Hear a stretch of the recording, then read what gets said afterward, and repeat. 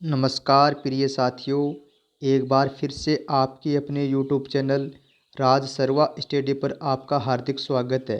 तो साथियों, आज हम बात करने वाले हैं, हमारी जो अभ्यास श्रृंखला है वो है 8 और इनमें फिर वही शिक्षण विधि और व्याकरण के प्रश्न सम्मिलित किए गए हैं। तो आइए हम प्रश्नों की बात कर लेते हैं। देखो, आज का हमारा पहला प्रश्न क्या है। मूल्यांकन की प्रक्रिया को त्रिकोणात्मक रूप में किसने प्रस्तुत किया था। तो साथियों, मूल्यांकन की जो प्रक्रिया है उसको त्रिकोणात्मक मतलब त्रिभुजक के रूप में किसने प्रदर्शित किया था। तो इसका राइट आंसर बताना। किलपेट्रिक, रूसो, बी एस ब्लूम या फिर जॉन डेवी। तो साथियों, मूल्यांकन की प्रक्रिया को त्रिकोणात्मक किसने प्रस्तुत किया था। बी एस ब्लूम ने। किसने किया था। बी एस ब्लूम ने। अब देखो, हम बात करते हैं प्रश्न नंबर 2 की। जिन प्रश्नों के वैकल्पिक उत्तर के संकेत दिए हो वे प्रश्न हैं लघुरात्मक, अति लघुरात्मक या फिर वस्तुनिष्ठ या फिर निबंधात्मक। तो क्या पूछा हमसे, प्रश्नों के वैकल्पिक रूप मतलब जिसके ऑप्शन के रूप में आते हैं ए, ब, से, द, इस प्रकार के जो विकल्प में आते हैं वो प्रश्न कौन से कहलाते हैं साथियों। तो इसका राइट आंसर होगा, वह होगा वस्तुनिष्ठ। उनको हम क्या कहलाते हैं, वस्तुनिष्ठ प्रश्न कहते हैं। अब बात करते हैं हम तीसरे प्रश्न की। अधिगम की क्षमता किस पर निर्भर करती है। अधिगम की क्षमता किस पर निर्भर करती है। छात्र पर, अधिगम सामग्री पर, अधिगम विधियों पर या फिर सभी पर। साथियों देखो, अधिगम की क्षमता छात्र पर भी निर्भर करती है, क्योंकि छात्र की मानसिक क्षमता कैसी है उसी के आधार पर निर्भर करती है। अधिगम सामग्री, ये भी बिल्कुल सही है। सामग्री अधिगम करने के लिए सामग्री कितनी इम्पोर्टेंट है, ये बात भी बिल्कुल सत्य है। और अधिगम विधियाँ मतलब अधिगम करने का तरीका जो विधि काम में ले रहे हैं वो भी इम्पोर्टेंट है।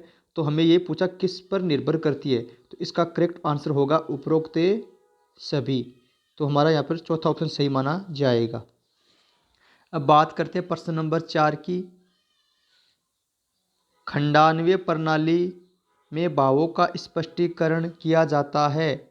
तो साथियों, क्या पूछा है, खंडान्वय प्रणाली में भावों का स्पष्टीकरण किया जाता है प्रश्नोत्तर विधि द्वारा, व्याख्या विधि द्वारा, तुलना विधि द्वारा या फिर समीक्षा विधि द्वारा। तो साथियों, खंडान्वय प्रणाली में भावों का स्पष्टीकरण किया जाता है वो प्रश्नों के माध्यम से किया जाता है। किसके माध्यम से किया जाता है, प्रश्नों के माध्यम से किया जाता है। अब बात करते हैं हम अगले प्रश्न की। प्रश्न नंबर देखो 5। रसास्वादन विधि का प्रयोग सर्वाधिक उपयोगी है। क्या पूछा हमसे, रसास्वादन विधि का प्रयोग किस स्तर पर उपयोगी है। तो बताओ साथियों, क्या उत्तर होगा इसका। प्राथमिक स्तर पर, माध्यमिक स्तर पर या फिर उच्च स्तर पर या फिर सभी तीनों स्तरों पर लागू होगा। तो साथियों, हमको पता कि रसास्वादन विधि मतलब पढ़ाते समय रस की अनुभूति होती है। तो ऐसा हम किस स्तर पर करते हैं, वो करते हैं हम प्राथमिक स्तर पर। छोटे बच्चों को पढ़ाने के लिए हम रसास्वादन विधि का प्रयोग ज़्यादा करते हैं। तो यहाँ पर पहला ऑप्शन यहाँ पर सही माना जाएगा। अब बात करते हैं प्रश्न नंबर 6 की। छात्रों में रटने की प्रवृत्ति किस विधि में शिक्षा देने में बढ़ती है। हमें वो बताना है कि छात्रों में जो रटने की प्रवृत्ति बढ़ती है वो किस विधि में होती है। आगमन विधि में, निगमन विधि में या फिर दृष्टांत विधि में या फिर व्याख्या विधि में। तो साथियों, यहाँ पर रटने की प्रवृत्ति में बढ़ोतरी की बात की गई है, तो ऐसा किस विधि में होता है, निगमन विधि में। निगमन विधि में क्या होता है कि शिक्षक है वो बच्चों को नियम बता देते हैं और बच्चे उन्हीं नियमों को रट लेते हैं। उस वो जो रटे हुए नियम हैं उन्हीं नियमों को बार बार फॉलो करते हैं, तो मतलब ये रटत विधि भी कहलाती है। तो निगमन विधि में रटने की प्रवृत्ति का विकास ज़्यादा होता है। अब बात करते हैं प्रश्न नंबर 7 की। नीरस विषय को भी रोचक बनाकर प्रस्तुत किया जाता है। किस विधि में बताओ साथियों, व्याख्या विधि में, कहानी विधि में, सूत्र विधि में या फिर प्रदर्शन विधि में। तो साथियों, यहाँ पर करेक्ट आंसर क्या होगा, वो होगा हमारा कहानी विधि। अगर कोई विषय नीरस है मतलब उसकी पढ़ने में अरुचि है उस विषय को, तो उसको रोचक कहानी विधि के माध्यम से प्रस्तुत किया जाना चाहिए। कि अगर हम किसी विषय को कहानी के माध्यम से बताते हैं तो वो विषय अपने आप में एक रोचक प्रस्तुत हो जाता है। तो कौन सी विधि होगी यहाँ पर? कहानी विधि। करेक्ट आंसर यहाँ पर माना जाएगा। अब बात करते हैं नेक्स्ट प्रश्न की। प्रश्न नंबर देखो 8 का। भाषा शिक्षण में कार्य अंत में होता है। भाषा शिक्षण में कार्य अंत में होता है मतलब भाषा शिक्षण में इसमें कितने कौशल माने गए साथियों? तो उसका जो अंतिम कौशल होता है वो कौन सा होता है? वाचन, श्रवण, उच्चारण या फिर लेखन। तो साथियों सबसे पहले क्या होता है? सुनना, बोलना, पढ़ना और लिखना। पहले क्या होता है? सुनना, उसके बाद सुनना, बोलना, पढ़ना और लिखना। हमसे पूछा कि अंतिम, तो अंतिम कौन सा होगा? यहाँ पर हमारा लिखना करेक्ट माना जाएगा। हमसे ये पूछा कि अंतिम कौशल कौन सा माना जाएगा? तो लेखन कौशल। सबसे अंतिम कौशल लेखन होता है। अब हम बात करते हैं अगले प्रश्न की। प्रश्न नंबर देखो 9।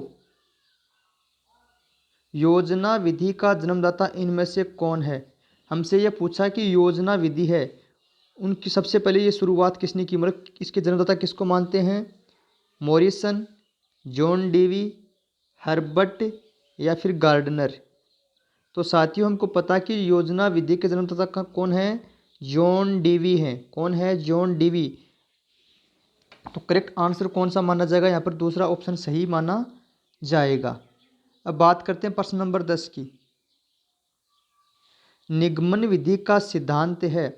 हमसे ये पूछा कि निगमन विधि है उसका क्या सिद्धांत है? विशेष से विशेष, सामान्य से विशेष या विशेष से सामान्य या फिर सामान्य से सामान्य। तो साथियों इसका करेक्ट आंसर माना जाएगा वह माना जाएगा सामान्य से विशेष। निगमन विधि का सिद्धांत क्या होता है? सामान्य से विशेष। जबकि विशेष से सामान्य किस विधि का सिद्धांत होता है? हमारी आगमन विधि का सिद्धांत होता है। किस विधि का सिद्धांत होता है? आगमन को। अब इसको याद कैसे रख सकते हैं? निगमन मतलब नियम। नियम कैसे होते हैं? हमारे सामान्य नियम अच्छे रहते हैं। तो नियम कैसे? सामान्य नियम, सामान्य। और आगमन, आगमन मतलब आना किसी अतिथि का विशेष।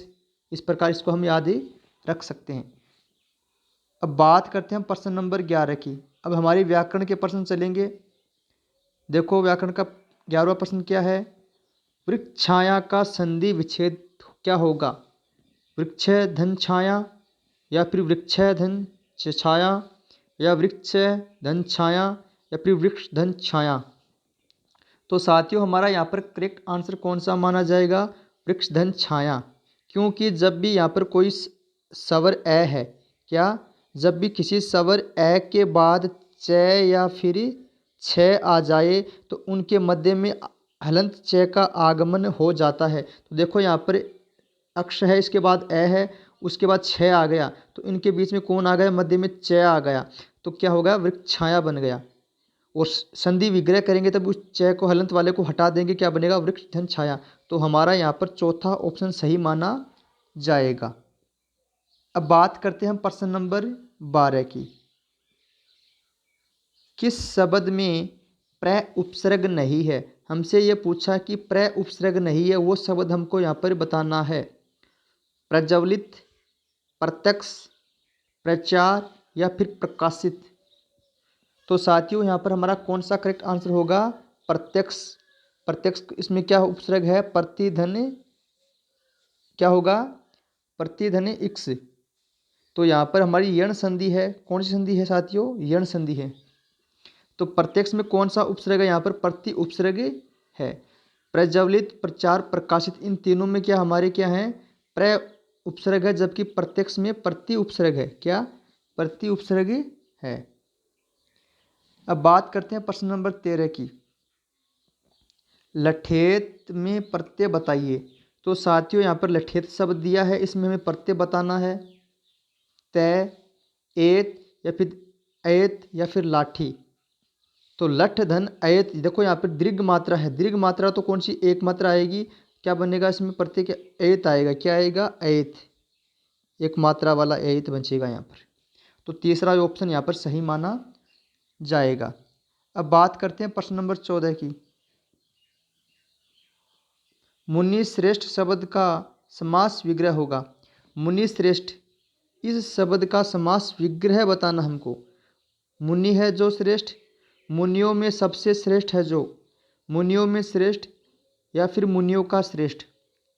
तो साथियों हमारा यहाँ पर करेक्ट आंसर क्या माना जाएगा, मुनियों में श्रेष्ठ। क्या माना जाएगा, मुनियों में है जो श्रेष्ठ, तो क्या होगा हमारा मुनियों में श्रेष्ठ। तो मुनि श्रेष्ठ का यह होगा हमारा समासिक विग्रह पद। अब बात करते हैं हम प्रश्न नंबर 15 की। द्वंद्व समास का उदाहरण नहीं है। देखो हमें 4 ऑप्शन मिले हैं, इन चारों में से एक ऑप्शन है वो द्वंद्व समास का नहीं है, तो वो हमको बताना है। देखो कपड़े लत्ते, पान तंबाकू, राग विराग, घर घर।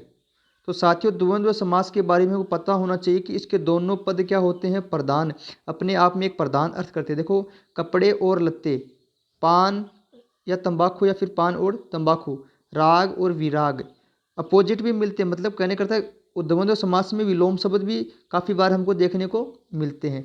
अब देखो बात करते हैं जैसे घर घर, यहाँ पर हमारे इसमें देखो द्वंद्व समास से नहीं है, इसमें द्वंद्व समास से नहीं है, इसमें क्या होगा, अव्ययभाव समास होगा।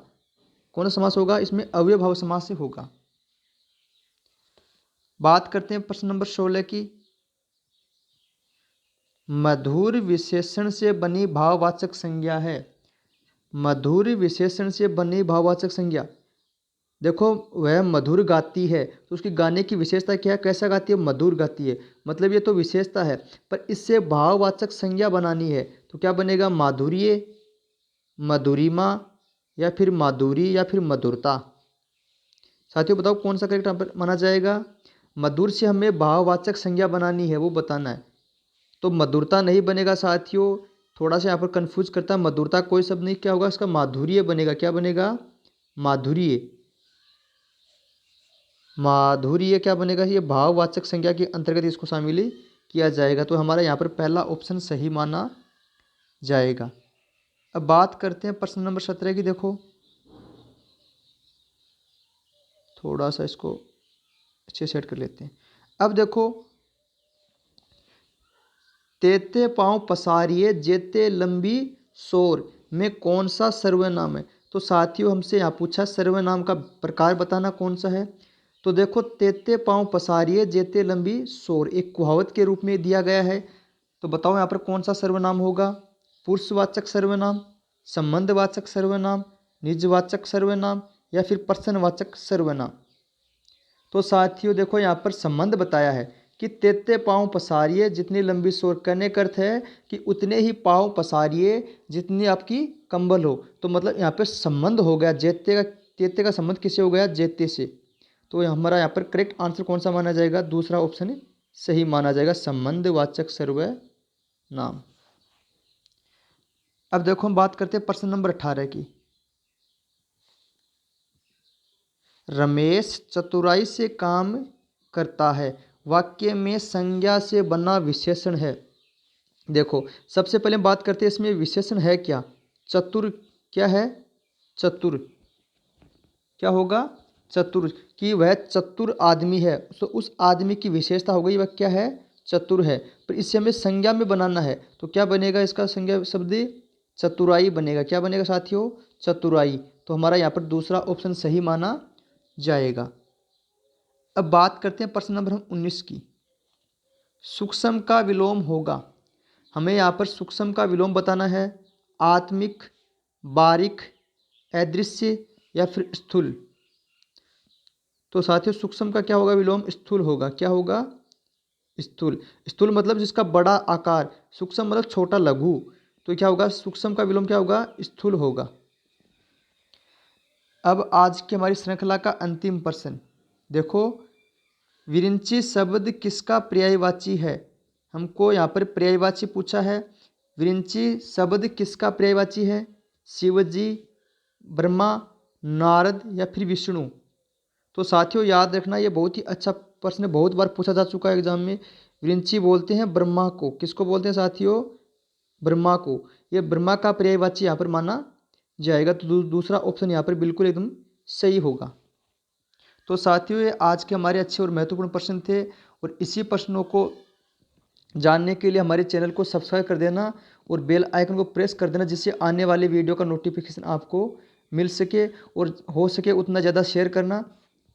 धन्यवाद साथियों।